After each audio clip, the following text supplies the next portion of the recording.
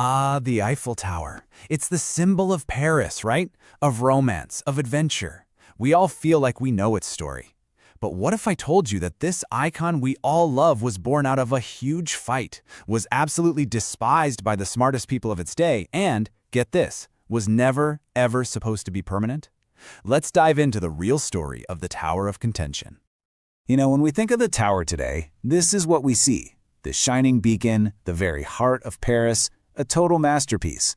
It's kind of hard to even imagine the city without it, isn't it? But what if I told you that when it first went up, people saw it as an act of pure cultural vandalism? Yeah, you heard that right. And that's not just some random hater's opinion. That's from a public letter signed by the most famous artists in all of France. They didn't just dislike it, they were genuinely horrified by it. This is the incredible story of how the world's most loved monument started out as its most hated. So let's start with that first really intense backlash, because this wasn't some quiet, polite debate. This was an all-out war for the very soul of the Parisian skyline. So where did this thing even come from? Well, the tower was commissioned for the 1889 World's Fair, which was a huge deal celebrating the 100th anniversary of the French Revolution. It was meant to be the grand entrance, a massive symbol of France's industrial and engineering might. Gustave Eiffel's design actually beat out more than 100 other ideas. But the artistic community? They immediately went on the attack. They didn't just criticize the design, they went after the man himself. This cartoon from 1889 just says it all, doesn't it? It shows Gustave Eiffel as this monstrous iron creature looming over the beautiful city. Ouch. And the people who hated it had some serious street cred. These weren't just some nobodies. We're talking Charles Garnier, the guy who designed the world-famous Paris Opera House, Alexandre Dumas' son, a literary giant. Famous composers, painters, basically the entire cultural A-list of France was united in their absolute disgust. And the words they used? Wow, they were just brutal. They called it useless and monstrous. They talked about its odious shadow creeping across the city like an ink stain. Can you imagine? To them, this wasn't progress. It was a giant industrial scar on the beautiful face of Paris. But here's the thing. Even as the artists were losing the battle to stop the tower from being built, they figured they'd win the war in the end. They had one huge consolation. The tower was built with a death sentence. 20. That's it. That's how long it was supposed to be around. Just 2 short decades. Yep, the official contract was crystal clear. Gustave Eiffel got a 20-year permit for his tower. After that, in 1909, the city of Paris had every right to just tear it all down. The hated masterpiece would finally be gone. Or so they thought. But Gustave Eiffel, he wasn't just an amazing engineer. He was a brilliant defender of his own work. He fought back, but not with fancy artistic arguments. He fought back with the pure logic and, yes, the beauty of science. It was a real clash of worldviews. The critics are screaming useless and monstrous, and Eiffel comes back with, no, its beauty comes directly from its function. They call it a dishonor, and he says it creates a great impression of strength. They see a barbaric smokestack, he sees the tallest thing humans had ever built. And here's Eiffel himself explaining it. He's basically saying, look, the biggest problem I had to solve for the tower was wind. And I believe that the curves that solve that problem, well, they are what give it its sense of strength and beauty. The art wasn't just for decoration. The art was the engineering. And he was absolutely right.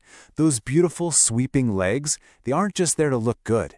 They are a precise, mathematical solution designed to resist the forces of the wind.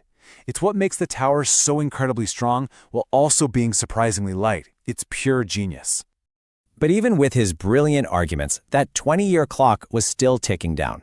And in the end, what saved the tower wasn't a debate about art at all. It was a technological revolution that no one, and I mean no one, saw coming. So that's the big question, right? As 1909 gets closer and closer, with demolition crews probably getting ready, what happened? What on earth could have saved this supposedly useless tower? The answer, in a single word, was radio. You see, Eiffel was always looking for ways to prove the tower was useful. He started encouraging scientists to run experiments there. And it turned out that being the tallest structure in the world made it the best radio antenna in the world. All of a sudden, this useless hunk of metal had a vital new purpose. And from there, its salvation happened fast. In 1898, you have the first radio transmission sent from the tower. By 1910, just 1 year after it was supposed to be torn down, the city renewed its permit because it was so valuable for wireless communication. Then, during World War I, it became this crucial military tool, intercepting enemy messages. The tower hadn't just found a purpose, it had become a national hero. And so began the final chapter of its amazing transformation. The tower was safe, and over the next 100 years, it would slowly but surely win over the hearts of not just Parisians, but of the entire world. Remember how the artist worried that foreigners would make fun of us? Well, about that. It's now had over 300 million visitors. It's the most visited paid monument on the entire planet. I think it's safe to say the public has made its final decision. And the effort to preserve this once temporary building is just mind-boggling. Think about this. Every 7 years, painters use 60 times tons of paint, and they do it all by hand, just to protect it. That is a massive job for a monument that was never meant to last a lifetime. But maybe the most perfect story, the one that really just sums up this whole journey from hate to love, involves one of its biggest critics, the writer Guy de Maupassant. He signed that protest letter, he hated the tower, and yet he apparently ate lunch at the tower's restaurant all the time. When somebody asked him why, he said it was because it was the only spot in Paris where he didn't have to look at the thing. And that leaves us with a pretty fascinating thought, doesn't it? The story of the Eiffel Tower proves that how we see beauty, how we define what's useful, can change dramatically.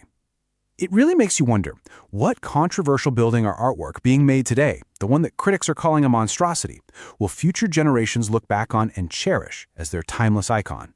If you enjoyed this video, please like, share it with a friend, and press the bell icon to never miss an update.